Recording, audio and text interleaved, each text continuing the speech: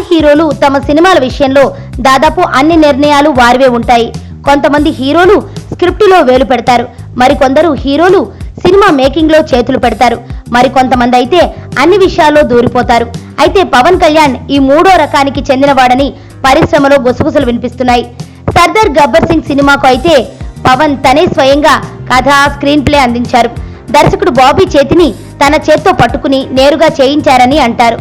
ఆ సంగతి ఎలా ఉన్నా తాజా సినిమా కాటమరాయుడు విషయంలో కూడా అలాగే చేస్తున్నాడని అంటున్నారు.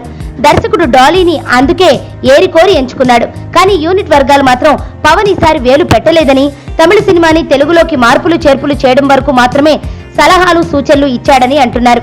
అయితే లాక్ అయిన కాటమరాయుడు ఫస్ట్ హాఫ్ ను యూనిట్ లో కీలకమైన వాళ్లు కొందరు ఇటీవల చూసుకున్నారని, అది చూస్తే మాత్రం పవన్ హ్యాండ్ బాగానే దూరినట్లు క్లియర్ గా తెలుస్తోందని గాసిప్లు వ్యాపించడం ప్రారంభమైంది. ఇంతకీ ఏది నిజం? పవన్ డాలీలోకి దూరినట్లా లేదా? సినిమా వస్తే తెలిసిపోతుంది. సుబ్బు, నీకు తెలుసా, నాకు ఎర్లీ మార్నింగ్ ఒక కల వచ్చింది. ఏమని? నువ్వు నన్ను జ్యువెలరీ షాప్కి తీసుకెళ్ళి వడ్డానం కొనిచ్చావంట. ఏ టైంకి? గుర్తులేదు సుబ్బు, 5కి అనుకుంటా. అదే మరి 5:05కి మీ బాబు వచ్చి బిల్లు కట్టినట్టు నాకు కాల్ వచ్చింది.